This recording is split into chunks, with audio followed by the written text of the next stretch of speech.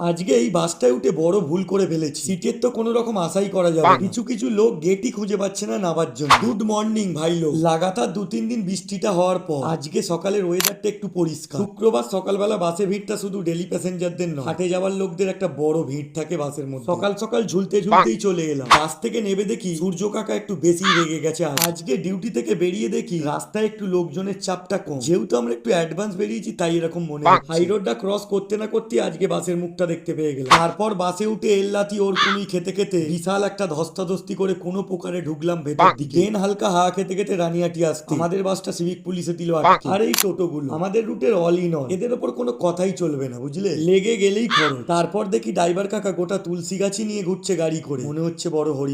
ভেবেছিলাম আমটা আসলে বাসটা খালি হবে, কিন্তু না, উল্টে লোক বেড়েই গেল এখান থেকে। কোনো প্রকারে বাস থেকে নেবে বাদামটা চেবাতে চেবাতে ঢুকে গেলাম বাড়ি। তারপর একটু বিছানায় গড়াগড়ি খেয়ে দুমুটো খেয়ে নিলাম। এইসব করতে করতে